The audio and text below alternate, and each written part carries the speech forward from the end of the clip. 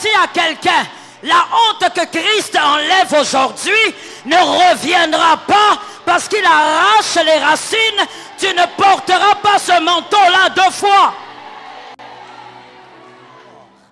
Il y a des déformations qui annoncent la gloire.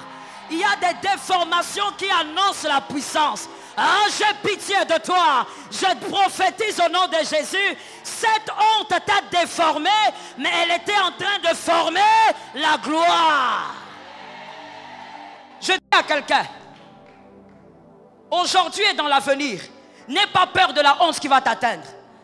Parce que cette honte va respecter les limites de la grâce. Et au temps de Dieu, la honte sera ôtée. Il y a une honte qui a déformé ta démarche. Tu n'arrivais plus à marcher droite tellement que les hommes t'indexaient. Il y a une honte qui a déformé ta réputation. Tu n'arrivais même plus à te présenter dans certains dîners parce qu'il y a des gens qui te calomniaient. Il y a une certaine honte qui a déformé même ton visage tellement que tu es dans l'humiliation. Mais pendant que ta vie est déformée, il y a une gloire qui est en train d'être formée. La gloire se forme. Quand quelqu'un te regarde, il dit, mais comment est-ce que tu es devenu comme ça? Tu n'as même plus de lait de beauté. Regarde-lui et comprends que c'est un homme animal. C'est un homme qui ne comprend pas les choses de Dieu. Lorsque l'un se déforme, l'autre se forme. Que l'Éternel te donne ce dont tu crois. Ah, je parle aux femmes de foi, je parle aux hommes de foi. Que l'Éternel te donne ce dont tu crois. Christ ôtera ta honte, mais il n'ôtera pas ta honte n'importe comment. Il le fera en public. Que ça commence déjà dans la vie d'une âme, que ça commence déjà dans la vie d'une personne, qu'il ôte ta honte en public. Celui qui ôte ta honte, c'est Christ. C'est le Christ. C'est pas que Jésus, parce que Jésus-Christ, c'est un seul homme, mais dans 2 dimensions. Jésus est une dimension et le Christ, c'est une autre dimension dans un seul homme. Celui qui accomplira le travail, ce n'est pas Jésus, mais c'est le Christ. Qui est le Christ en hébreu? Meshaya. Meshaya, c'est le oint. Ce n'est pas n'importe. Voilà pourquoi il est recommandé à un élu de ne pas pleurer n'importe comment. Même quand tu es en deuil, ne pleure pas comme un païen. Parce que derrière la mauvaise nouvelle, il y a toujours une bonne qui est cachée. L'annonciateur des bonnes nouvelles est là. Ta honte ne sera jamais plus grande que la grâce. Voilà pourquoi même ta honte, lorsqu'elle arrive dans ta vie, elle respecte les limites de la grâce. Ah, je suis d'accord avec toi. Ta honte respecte les limites de la grâce. Que quelqu'un dise, ma honte va respecter les limites. C'est-à-dire, la grâce ne permettra pas que malgré ta honte, tu sois écrasé, tu disparaisses, tu meurs. La grâce va respecter ses clauses. La honte n'ira pas au-delà des limites de la grâce.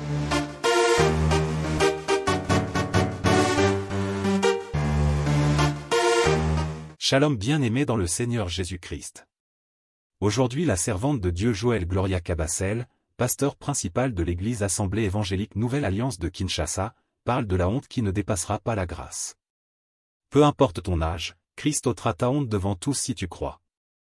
La honte est une émotion que tout le monde, à un moment donné, peut ressentir, qu'elle soit due à des erreurs passées, des échecs ou des blessures infligées par d'autres. Dans la Bible, plusieurs personnages ont expérimenté la honte. Pierre, qui a renié Jésus 3 fois, mais qui a été restauré par lui, Jean 21 versets 15 à 19. La femme adultère, exposée publiquement, mais à qui Jésus a offert la grâce et une nouvelle chance, Jean 8 versets 1 à 11. L'amour de Dieu et sa puissance de restauration transcendent le temps et les circonstances. Que l'on soit jeune ou âgé, Christ est capable de transformer la honte en témoignage de sa gloire. Abraham et Sarah, même à un âge avancé et après des années de moquerie à cause de leur stérilité, Dieu leur a donné Isaac, ôtant ainsi leur honte, Genèse 21 versets 1 à 7. L'acte de croire en Jésus est central dans la transformation de la honte en gloire. Jésus promet. Quiconque croit en lui ne sera point confus, Romains 10 verset 11. La foi permet à l'individu de s'approprier la promesse de restauration et d'avancer avec assurance.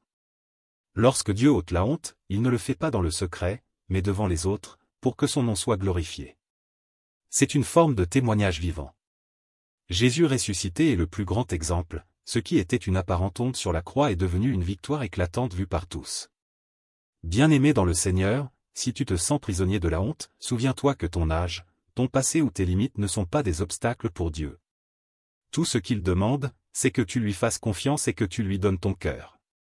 Invite les autres à réfléchir, qu'est-ce qui me retient encore prisonnier de la honte alors que Christ a déjà payé pour ma liberté?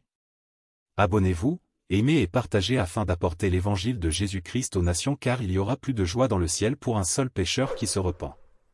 Que la bénédiction de Dieu soit votre partage dans le nom puissant de Jésus-Christ. Amen. Christ ôtera ta honte en public. La beauté de cette thématique est cachée dans deux choses importantes, deux événements importants. La première, la qualité de la personne qui accomplit le travail. La deuxième, le travail proprement dit qui sera fait. Le travail qui sera accompli. La première, c'est la qualité de la personne qui fera le travail. La deuxième chose importante, le travail lui-même. Celui qui ôte ta honte, c'est Christ. C'est le Christ. C'est pas que Jésus, parce que Jésus-Christ, c'est un seul homme, mais dans deux dimensions. Jésus est une dimension et le Christ, c'est une autre dimension dans un seul homme. Celui qui accomplira le travail, ce n'est pas Jésus, mais c'est le Christ. Qui est le Christ en hébreu? Meshaya. Meshaya, c'est le oint. Ce n'est pas n'importe qui, c'est le oint. Que quelqu'un dise le oint. Dise à son voisin le oint. En Israël, on n'oignait pas un homme pour tout faire. À chaque onction avait sa mission. Que quelqu'un dise, à chaque onction avait sa mission. C'est comme ça que Samuel pouvait oindre David pour être uniquement roi. Il était roi. Et donc on pouvait oindre aussi un prophète pour être qu'un prophète. Et donc le Christ, le oint, Meshaya, lui aussi avait été oint pour une mission bien précise. Que l'Éternel nous aide. Dans Luc 4, 18 à 19, Luc 4, 18 à 19, voici ce qui est écrit. L'Esprit du Seigneur est sur moi, parce qu'il m'a oint pour annoncer une bonne nouvelle aux pauvres. Je suis d'accord avec toi. Il m'a envoyé pour guérir ceux qui ont le cœur brisé. 19, pour proclamer aux captifs la délivrance et à l'aveugle le recouvrement de la vue, pour envoyer libres les opprimés, pour publier une année de grâce du Seigneur. Parole du Seigneur. Le Christ est en train lui-même de réciter Ésaïe 61. Ésaïe 61 est le verset donc qui parle de tous ces mystères. Le Christ, quand il s'avance dans le temple, il ouvre le rouleau et il commence à lire Ésaïe 61, 1. Et il dit, l'Esprit du Seigneur est sur lui. Sur lui, et il a été oint. Et il a expliqué pourquoi il a été oint. Et parmi les choses pour lesquelles il a été oint, c'est d'abord pour annoncer une bonne nouvelle aux pauvres. Est-ce que quelqu'un m'entend? Est-ce que quelqu'un m'entend? Les personnes abandonnées, oubliées, les personnes dont la loi mosaïque ne tenait pas trop compte, les personnes que les pharisiens ne regardaient pas beaucoup, les personnes abandonnées, oubliées, rejetées, les personnes qui étaient au fait oubliées par la société. Et Jésus dit, j'ai été oint pour annoncer la bonne nouvelle aux pauvres. Quand il dit bonne nouvelle, c'est bonne nouvelle. Derrière donc toute mauvaise nouvelle se cache une bonne nouvelle.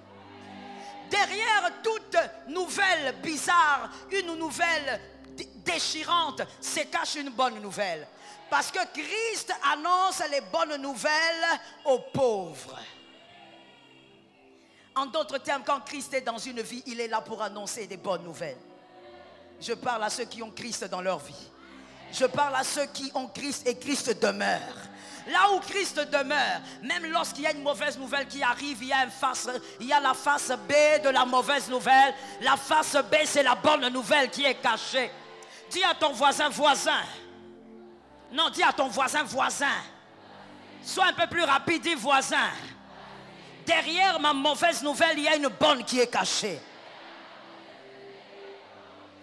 Voilà pourquoi il est recommandé à un élu de ne pas pleurer n'importe comment. Même quand tu es en deuil, ne pleure pas comme un païen. Parce que derrière la mauvaise nouvelle, il y a toujours une bonne qui est cachée. L'annonciateur des bonnes nouvelles est là. Lorsque celui qui est censé annoncer les bonnes nouvelles demeure, les bonnes nouvelles s'annoncent. Derrière chaque malheur se cache un bonheur. Parce que Christ, l'annonciateur des bonnes nouvelles, est là. Que Jésus soit béni. Et il dit aussi qu'il a été oint pour publier une année de grâce. Une année de grâce. L'année de grâce, c'est quoi? C'est-à-dire, laisse-moi d'abord commencer au point 1. Ou au niveau 1 et puis on va aller au niveau 2. Niveau 1, ça veut dire, l'année de grâce veut dire, tout celui qui a le Christ, tout celui dont le Christ demeure, il vit dans une année de grâce. Chaque année est une année de grâce. Même si l'année commence mal, elle est une année de grâce. Et donc, qu'est-ce qui se passe au niveau 1? C'est que quand l'Éternel des armées, quand Christ t'annonce que ton année est une année de grâce, même si cette année est porteur d'une honte, même si cette année est porteuse d'une honte, porteuse d'un malheur, tu dois savoir que le porteur est plus grand que ce qu'il porte. L'année est plus grande que la honte qu'elle porte. Première dimension. Il dit, je t'annonce une année de grâce. Donc c'est-à-dire que quand il dit je t'annonce, à chaque fois que c'est une année pour toi, c'est une année. J'aimerais que tu comprennes le premier niveau là. C'est une année de grâce à chaque fois qu'il te donne une année. Et donc, il arrive souvent que c'est dans nos années que nous puissions vivre la honte, l'humiliation, le déshonneur. Mais je disais que le porteur est plus grand que la chose qui est à l'intérieur. L'année de grâce est plus grande que la honte qui est à l'intérieur. Et comme l'année est plus grande, c'est l'année qui va absorber la honte. Ça tombe sur ta vie au nom de Jésus. Toute parole dont tu crois tombe sur ta vie. Ça, c'est la première dimension. Une année de grâce. Vous êtes, à chaque fois que tu peux dire aujourd'hui, tu es dans une année de grâce. Même si ton année commence avec plusieurs deuils, c'est une année de grâce. Pourquoi? Parce que c'est lui qui a dit. Parce qu'il a été oint pour ça. Et ce qu'il dit, c'est ce qu'il y a. Même si ce qu'il dit, je ne le vois pas, je sais que c'est ce qu'il y a. Même si ce qu'il y a n'est pas visible, mais je crois parce que c'est ce qu'il a dit. Ce qu'il dit, c'est ce qu'il y a. Et même quand les hommes ne voient pas que c'est ce qu'il y a. Ce qu'il dit, c'est ce qui existe, même si je n'arrive pas à toucher, mais c'est ce qui existe en réalité. La deuxième dimension, c'est une année de grâce. Pourquoi? Parce que Christ est grâce. Il s'agit de lui-même. Lorsqu'il parle d'une année de grâce, il parle de lui-même. C'est une année de grâce. Il est lui-même ton année. Si tu vis, c'est parce que Christ te porte. Christ est ton année de grâce. Et tant que Christ est ton année de grâce, tout ce qui peut t'arriver, c'est Christ qui les gère. Ta honte ne sera jamais plus grande que la grâce. Je suis d'accord avec toi. Dis cet amen là pour réveiller celui qui a été envoûté là-bas. Ta honte ne sera jamais plus grande que la grâce. Voilà pourquoi même ta honte, lorsqu'elle arrive dans ta vie, elle respecte les limites de la grâce. Ah, je suis d'accord avec toi. Ta honte respecte les limites de la grâce. Que quelqu'un dise, ma honte va respecter les limites. C'est-à-dire, la grâce ne permettra pas que malgré ta honte, tu sois écrasé, tu disparaisses, tu meurs. La grâce va respecter ses clauses. La honte n'ira pas au-delà des limites de la grâce. Je dis à quelqu'un, le diable est un menteur. Complète. Jésus est vainqueur. Même quand le diable veut faire croire que cette honte-là t'a fait disparaître dans la société, je dis, il est un menteur. Dans toute honte, il y a les limites de la grâce qui sont respectées. Il y a des choses que la grâce ne permettra pas. Il y a des rabaissements que la grâce ne permettra pas. Est-ce que quelqu'un m'entend? Tu manques des habits, mais tu es dans les limites de la grâce. Tu manques de quoi manger, tu es dans les limites de la grâce. Tu manques comment faire pour faire étudier tes enfants, tu es dans les limites de la grâce. Ni t'étais ça, la grâce aurait déjà récupéré la situation. Que quelqu'un dise à son voisin, la grâce récupère toujours la situation. Je suis d'accord. Ah, moi-même je sens la grâce. Dans Luc 1, 40 à 42. Dans Luc 1, 40 à 42. Dans Luc 1, 40 à 42. Là-bas, on parle de Jésus qui est dans les entrailles de Marie. Et on révèle comment la grossesse est en train d'évoluer. Regardez la formule de la honte et de la grâce. Quelqu'un m'entend? Regardez la formule. Lorsque Christ, le Messia, lorsque Jésus est en train de se former dans les entrailles de Marie, Marie se déforme, Jésus se forme. You understand? Marie se déforme. Elle était une belle fille, à peu près 13 ans, une jolie taille, mais dès qu'elle tombe enceinte, elle se déforme. Elle n'est plus très belle à voir. Mais pendant qu'elle se déforme, Jésus se forme. Toute déformation ne mène pas à la mort. Il y a des déformations qui annoncent la gloire. Il y a des déformations qui annoncent la puissance. Ah, j'ai pitié de toi. Je prophétise au nom de Jésus. Cette honte t'a déformé, mais elle était en train de former la gloire. Il y a une honte qui a déformé ta démarche. Tu n'arrivais plus à marcher droite tellement que les hommes t'indexaient. Il y a une honte qui a déformé ta réputation. Tu n'arrivais même plus à te présenter dans certains dîners parce qu'il y a des gens qui te calomniaient. Il y a une certaine honte qui a déformé même ton visage tellement que tu es dans l'humiliation. Mais pendant que ta vie est déformée, il y a une gloire qui est en train d'être formée. La gloire se forme. Quand quelqu'un te regarde, il dit, mais comment est-ce que tu es devenu comme ça? Tu n'as même plus de lait de beauté. Regarde-lui et comprends que c'est un homme animal. C'est un homme qui ne comprend pas les choses de Dieu. Lorsque l'un se déforme, l'autre se forme. Est-ce que quelqu'un entend? Quelqu'un d'autre regarderait et dirait, oh, Marie, pitié, hein? On n'a pas vu sa prédote. On n'a pas vu sa dot. Comment elle se déforme comme ça? Une petite fille comme ça. Qu'est-ce qui lui arrive? Pendant qu'on a pitié de sa déformation, il y a une gloire qui se forme dans ses entrailles et elle sera citée de génération en génération. La honte qui t'a déformé va engendrer une gloire qui sera célébrée de génération en génération. Attention, dans les choses des élus, que quelqu'un dise je suis mystique. Un élu est mystique. Dans les choses des élus, si tu n'es pas chrétien, tu n'es pas initié dans les choses de Dieu, arrête d'ouvrir la bouche. Dans les choses de Dieu, toute déformation n'est pas honte. Toute déformation ne mène pas à la mort. Il y a des déformations qui engendrent la gloire. Est-ce que quelqu'un m'entend? Retiens pour la vie. La honte est la matière première qui fabrique la gloire. Répète ça à ton voisin. La honte est la matière première qui fabrique la gloire. Mais pas n'importe quelle gloire. La gloire générationnelle.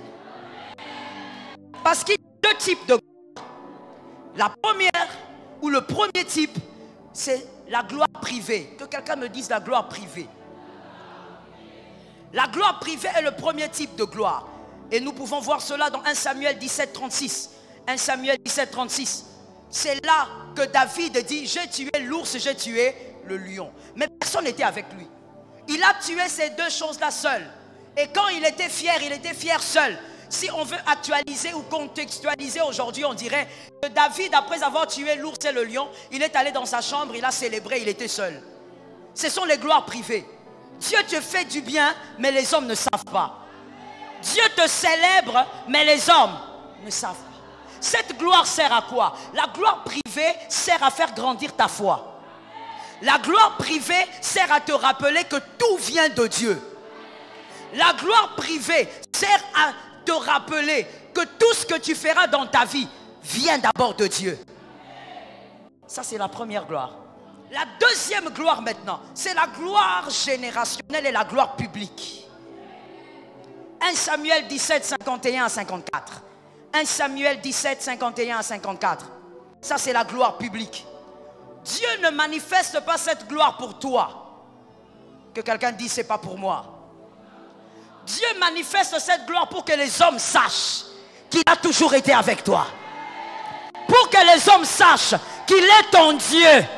Pour que les hommes sachent que tu ne jeûnais pas pour rien, que tu ne veillais pas pour rien, que tu ne pries pas pour rien. C'est pour que les hommes reconnaissent que tu as un amoureux en secret.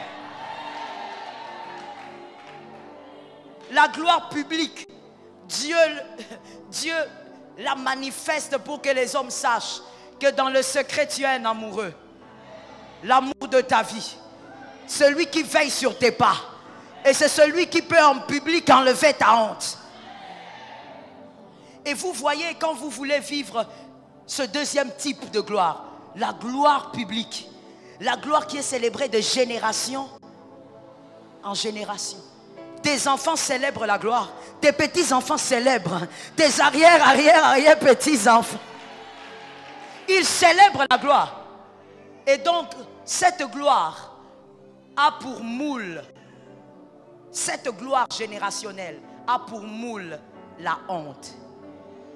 Et cette moule a pour four l'humiliation. C'est par cette moule et par ce four que vont sortir la gloire générationnelle.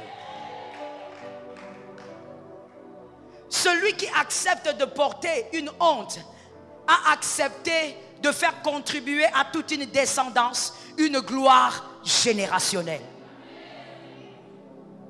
Toute gloire qui arrive dans une famille a été portée par une personne qui avait accepté la honte. Je suis d'accord avec toi. Quand tu dis Amen, tu te connectes à quelque chose. Je reprends cette phrase pour quelqu'un qui dormait. Toute famille qui a vécu une gloire et dont la gloire est citée de génération en génération est une famille qui avait eu un porteur de honte. Quelqu'un qui avait accepté de porter une honte afin que la gloire de Dieu explose et que cette gloire s'exprime de génération en génération. Je dis à quelqu'un, aujourd'hui et dans l'avenir, n'aie pas peur de la honte qui va t'atteindre. Parce que cette honte va respecter les limites de la grâce. Et au temps de Dieu, la honte sera ôtée. Cette honte est ôtée. J'aime le mot ôter. Ôter peut aussi vouloir dire extirper. C'est-à-dire, on n'arrache pas la honte, on arrache la racine de la honte. Et quand on arrache la racine, l'arbre ne peut plus repousser. C'est comme ça que je peux aller vite en besogne pour dire, on ne porte pas le manteau de la cécité deux fois. Lorsque Bartimée, l'aveugle jette le manteau, il va vers Jésus, il n'a pas encore vu. Il n'a pas encore, mais il a déjà, parce qu'il sait que celui qui l'appelle, même s'il ne lui donne pas la vue, il a la possibilité de lui donner un autre manteau. S'il y a quelqu'un, la honte que Christ enlève aujourd'hui ne reviendra pas parce qu'il arrache les racines. Tu ne porteras pas ce manteau-là 2 fois. Que quelqu'un dise à un voisin, il s'agit de moi là ce matin. Maintenant, dis à ce voisin, je ne porterai pas ces manteaux 2 fois.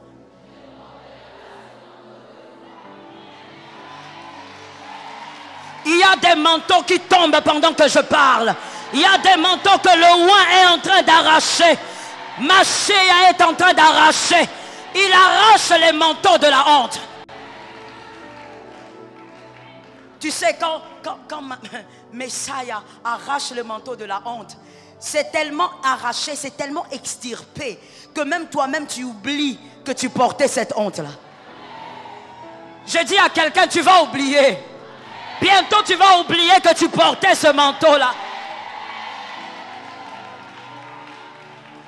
Lorsque Bartimée jette le manteau, il va vers le Christ. Il lui dit, qu'est-ce que tu veux? Il dit, je veux voir. Et le miracle s'accomplit. La Bible ne dit pas que Bartimée est rentré prendre son manteau. Tu sais pourquoi? Parce que maintenant qu'il voyait, il pouvait maintenant choisir le manteau de son goût. Le manteau qu'on lui avait fait porter, on lui a fait porter dans la cécité. Il ne savait même pas de quelle couleur il s'agissait. Ce n'était pas son goût. Quand on est dans la honte, vous vivez des choses que vous n'acceptez pas, mais vous n'avez pas le choix. Vous toquez à des portes, vous ne voulez pas, mais vous n'avez pas le choix. Vous allez mendier là où on vous humilie, mais vous n'avez pas le choix. Mais le jour où Messiah vient ôter la honte, maintenant tu peux choisir. Tu vas décider, plus jamais je ne toquerai à cette porte, plus jamais je vais mendier, plus jamais je vais ramper pour avoir du pain, plus jamais. Quand Messiah enlève la honte, tu peux décider. Dis à ton voisin, tu peux décider. Lorsqu'on est dans la cécité, on ne décide pas. On te dit, Bartimée, la veste là, le manteau là, il est bien, porte. Alors comme tu ne vois pas, tu dis, mettez seulement. Et la nuit, tu sens même qu'il y a de l'air qui entre. Parce que le manteau qu'on t'a donné était troué. Tu n'as pas le choix. Tu t'agrippes seulement. Parce que tu es pauvre. Parce que tu n'as pas de moyens. Parce que tu ne sais pas comment t'en sortir. Mais le jour que Messiah vient, il dit, la honte doit être enlevée. Toi-même, tu te lèves. Et tu vas dans les boutiques. Tu dis, moi je n'aime pas la couleur rouge. Je choisis un manteau blanc. Parce que Messiah a enlevé la honte. Je prophétise au nom de Jésus que ta honte soit enlevée aujourd'hui. Que ta honte soit enlevée aujourd'hui. Que Christ te fasse grâce. Voilà pourquoi je t'ai souvent dit, tu n'as pas besoin de la compassion des hommes. Tu as besoin de la grâce du roi. La compassion des hommes te donne un manteau troué de Bartimée. Mais la grâce te délivre du manteau. Par la grâce, tu es libéré du manteau. Toi-même, tu choisis maintenant. Il y a des gens qui disent, il n'est pas venu au début de l'année, il n'est pas venu depuis la rentrée scolaire. Elle finira par venir. Elle n'a rien. Elle va venir ramper à nos pieds. Elle viendra demander les frais scolaires des enfants. Elle est en train de frimer. Elle va s'arrêter. Elle va finir. Elle va sécher. Ça, ce sont les manteaux de Bartimée. Mais quand le oint arrive, quand le oint se met sur ton chemin, ils seront surpris. Tu n'iras pas chez eux, mais les enfants vont étudier. Tu n'iras pas chez eux, mais tu bâtiras une maison. Tu n'iras pas chez eux, mais tu construiras des immeubles. Ils vont se poser la question, comment il a fait?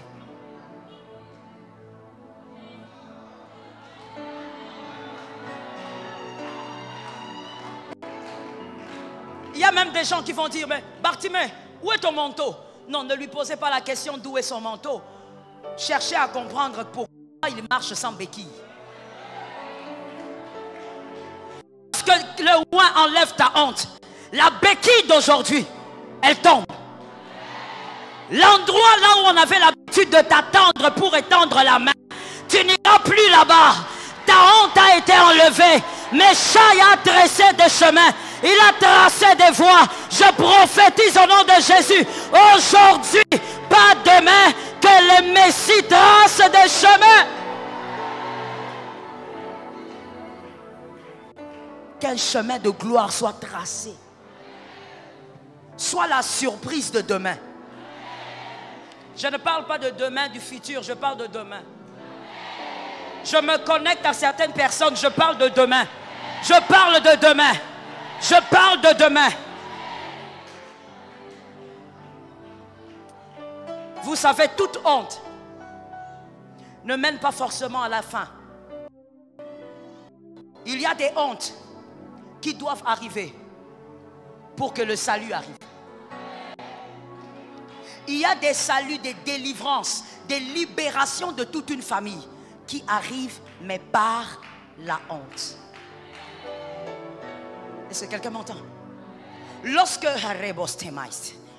Ruth s'est mariée, après quelque temps, qu'est-ce qui s'est passé? Elle a perdu son mari. Aujourd'hui, maman, essayons d'actualiser. Aujourd'hui, on dirait à cette sœur, tu n'avais pas demandé à Dieu, hein? Tu vois, tu t'es mariée sans Dieu. Tu n'avais pas consulté le prophète. Tu n'étais pas passé en consultation prophétique. Comment toi tu peux te marier après quelques mois? Tu n'as même pas d'enfant. Donc après quelques mois l'homme meurt. C'est que tu n'avais pas consulté les prophètes. Il y a des choses qui dépassent les prophètes. Je n'ai pas entendu. Il y a des choses qui sont au-delà des prophètes, au-delà des pasteurs, au-delà des apôtres et docteurs. C'est entre les mains du oint. C'est le oint qui trace le chemin. Ah! Ruth a tout perdu. Tu sais, ma fille, elle ne s'est pas limitée. Au fait, Dieu n'a pas limité sa vie au veuvage. Mais Dieu s'est arrangé pour que même sa belle-mère puisse tout perdre. Donc Ruth, qui était mariée dans une famille bien, se retrouve du jour au lendemain au niveau 0. Même la famille, la belle famille, 0.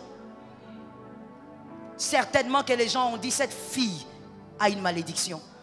Ce n'est pas normal. Toi et moi aujourd'hui, c'est les liens de famille. Elle a les liens des tribus. Et pourtant, le salut de Ruth dépendait d'une honte. Une honte, je suis en train de parler, je ne parle pas à tout le monde. Je parle au propriétaire de ce message. Le salut, je ne parle pas que de Ruth, mais le salut de la lignée de Ruth dépendait de la honte. Il fallait qu'une honte arrive pour que Ruth aussi sache la porter. Et après l'avoir portée, il y a maintenant une chose qui commence à se former. Ruth ne s'est pas arrêtée à être de Kiljon. Mais après sa honte, elle se retrouve la femme de Boaz. Mais ça ne se limite pas à l'argent. Ça ne se limite pas au matériel. C'est là de ça. C'est au niveau de la descendance. Et aujourd'hui, on ne peut pas parler de Jésus sans parler de Ruth. À partir de la honte, le salut est arrivé sur sa descendance. Je prophétise au nom de Jésus, une honte va former une gloire générationnelle et un salut pour une famille. Lorsque la honte tombe sur un élu, ne sois pas pressé à mettre des jugements. Je te dis, un élu est mystique. Les voix des élus sont des voix mystiques. Arrête de dire à ta soeur, oh, regarde comment elle est devenue. Regarde ses cheveux. Laisse ses cheveux là. Elle est en train d'aller quelque part. Je peux parler? Est-ce que je peux parler?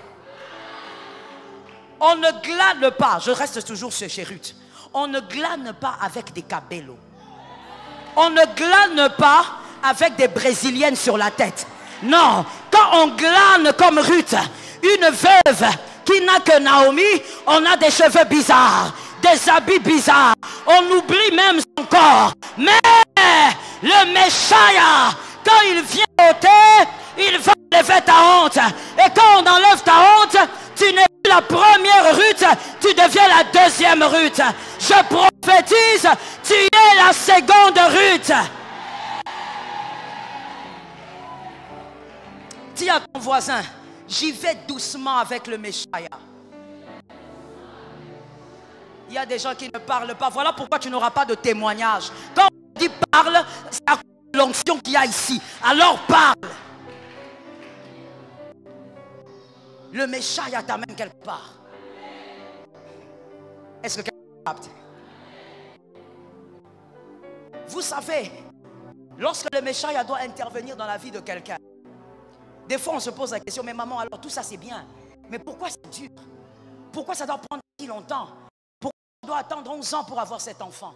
Je dis à quelqu'un ceci, écoutez bien et retenez, il n'y a rien que moi je ne puisse te dire qui ne sera correct si cela n'est puisé de la Bible. C'est la Bible qui est l'absolu. Alors écoute bien, l'alliance qui a changé la vie de Noé est une alliance qui est arrivée après 40 jours. Et la Bible dit que 150 jours, la terre était grosse des pluies. Donc c'est-à-dire que c'était impossible à Noé de descendre de son bateau. 150 jours, la terre était full de la pluie. Mais en dehors de ces 150 jours, il y a eu 40 jours de pluie. Mais après tout cela, Dieu a fait avec Noé une alliance qu'il n'avait jamais faite avec aucun homme. Et c'était la première fois où l'arc-en-ciel est paru. Mais après 40 jours de pluie, 150 jours de cloisonnement. C'est pour te dire que si ça dure, c'est parce que le tien va apporter une alliance qui n'a pas encore été, qui n'a pas encore existé. Dans la famille, il n'y en a pas. Ça va attirer une alliance nouvelle. Les hommes vont dire, c'est le Dieu de notre mère, c'est le Dieu de notre père, c'est le Dieu qui a marché avec notre mère. Ça dure parce que toi, on parlera de la gloire qui découle de ta honte. Personne ne pourra parler de votre famille sans parler de ça. Est-ce que quelqu'un me capte? Il y a des gens, quand on cite le nom de la famille, on ne parle même pas leur nom. On parle de tout le monde, sauf de lui. Il n'a laissé aucune histoire, aucune empreinte. Mais des gens aussi. La honte a duré. Parce que toi, ton alliance va faire parler des générations. Ils vont parler de ça.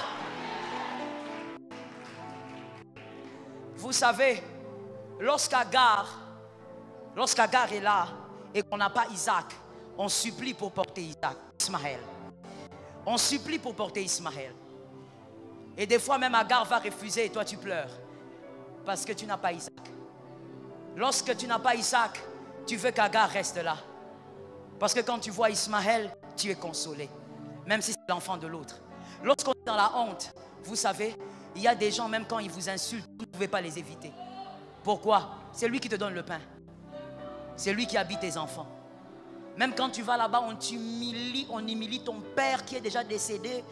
On salit la mémoire de ta mère qui est morte. Tu ne peux pas ne pas aller chez cet oncle. C'est lui qui te paye les frais. Tu acceptes cette honte-là. Tu acceptes de voir Agar et Ismaël parce que tu n'as pas Isaac. Mais le jour où le Messia, le jour où il décide d'enlever ta honte, ce jour-là tu vas dire, Agar doit partir. Ce jour-là, oh ça tombe sur quelqu'un. Ce jour-là tu vas dire, Ismaël doit partir. Parce que toi tu as Isaac. Il y a un jour qui arrive où tu vas te décider de ne plus jamais aller là où on t'a humilié. Parce que toi-même tu auras ton Isaac. Que cette parole tombe sur une maison. J'aime la parole de Dieu. Vous savez, quand le Messia avait enlevé la honte, il ne tient pas compte de qui vous êtes, de vos origines. Vous savez, il y a des hontes, hein. Peut-être qu'il y a des gens qui sont venus, mais qui ne sont pas vraiment concernés. Mais il y a des gens qui sont concernés, qui sont là. Il y a des hontes quand ça vous atteint. Vous commencez même à vous poser des questions sur vos origines. Vous vous mettez vraiment sur la chaise et vous commencez à vous poser des questions. Est-ce que vraiment je suis né de cette mère? Est-ce que je suis né de ce père? Est-ce qu'il n'y a pas une histoire qu'on me cache? Il y a des hontes, hein? Il y a des hontes, tellement ça vous colle sur la peau. Vous vous posez des questions même sur votre vie. Mais quand le Messie arrive, il s'en fout de qui vous êtes. J'aime ça. Ça tombe sur moi. Il s'en fout de d'où vous venez. Il s'en fout du nom de votre père, du nom de votre mère.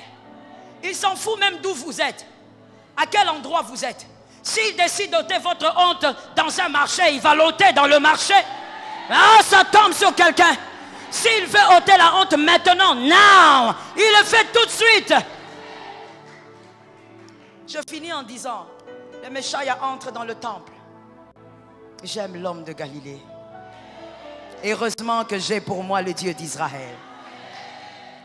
Il entre dans le temple. Et il est là en train de voir les pharisiens en train de se concentrer avec beaucoup d'hypocrisie. Il regarde les autres. Tout le monde est là dans le temple, mais occupé à ses propres problèmes. Et à un moment donné, il s'avance vers une femme. Il touche cette femme. Et cette femme se redresse. Et les gens disent, hé, monsieur, ne savez-vous pas que c'est le sabbat? Pourquoi vous guérissez le jour du sabbat? Attendez, quand il était entré, vous ne l'avez pas vu. Alors le Messie regarde, il dit, de quoi vous parlez? Cette femme était courbée depuis 18 ans. Et le Messie précise, il dit, ce n'était pas une maladie ordinaire. Le démon l'avait gardé captif depuis 18 ans. Donc la honte de cette femme provenait des pouvoirs mystiques. Il y a des hontes qui proviennent de pouvoirs mystiques. Oui. Et ça va tomber la foi. Il dit, cette femme était captive. Elle ne devait pas être libérée. Vous, quand vous avez vos bêtes, vous ne les sortez pas du trou le jour du sabbat. Mais vous voulez me parler d'un jour, alors que cette femme a souffert pendant 18 ans. Cette femme était redressée le même jour. Lorsque cette femme est allée au temple, je parle à quelqu'un. Cette femme ne savait pas que c'était son jour. Cette femme ne savait pas que 18 ans de souffrance arrêtaient ce jour-là. Mais parce que l'homme en question était là, celui qui arrache la honte, et il a arraché la honte. Je dis à quelqu'un, peu importe là où tu seras, si seulement tu crois, il arrachera la honte. Peu importe ton âge, si seulement tu crois, il arrachera la honte. Il s'en fout de savoir. Vous savez, oh Lord, que quelqu'un dise avec moi, Jésus est plus grand que tous les hommes. Si toi tu le dis pas, c'est quoi? Tu es sorcier? Répétons encore, Jésus est plus grand que tous les hommes. Que quelqu'un répète, Jésus est plus grand que les pasteurs. Si c'est moi devant cette femme, je vais demander à cette femme, comment s'appelle ton père? Comment s'appelle ta mère? Tu es de quelle tribu? Quel péché tu as fait? Quel est le problème que tu as? Ça c'est le pasteur, ça c'est le docteur, ça c'est l'apôtre, ça c'est le prophète. Mais Jésus, il n'a pas besoin de savoir quel type de lien, maternel ou paternel, quand il est là, quand il est là, quand il est là, quand il est là, quand il est là, il ôte la honte. Jésus, l'homme de Galilée, il ôte la honte. Il ne demande pas c'est quel type de sorcellerie. Il s'en fout. Il n'en a pas besoin. Il ne demande pas vous avez quel type de lien dans la famille maternelle. Il s'en fout. Il ne demande pas. Il ôte la honte. Et cette femme a été libérée. Par la grâce de Dieu, qu'une honte te soit ôtée. Qu'une honte te soit ôtée. Qu'une honte te soit ôtée. Que Jésus de Nazareth, que le Nazaréen t'ôte la honte. Alléluia. Mets tes mains là où tu veux. Pour ceux qui sont distraits, nous sommes déjà debout. Mets tes mains là où tu veux. C'est une matinée de foi. Tu vas élever ta foi. C'est Jésus qui fait tout. C'est Jésus. Oh oui, c'est Jésus qui fait tout. J'attends les gens qui sont assis. Vous nous mettez en retard. Tiens-toi debout. Mets tes mains là où tu veux. Élève ta foi maintenant. Ne pense pas à ta honte.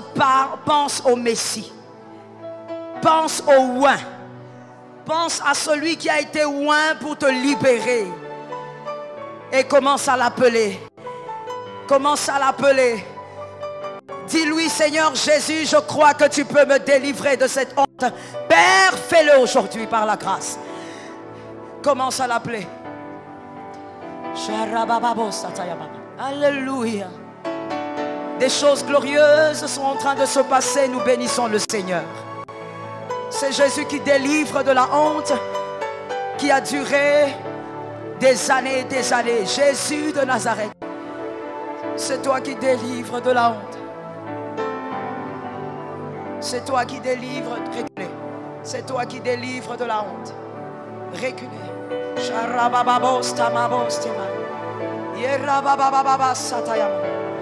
C'est toi Jésus qui accomplit. C'est toi Jésus qui accomplit. Mon Père, c'est toi qui accomplis. C'est toi Seigneur qui accomplis. C'est toi qui accomplis.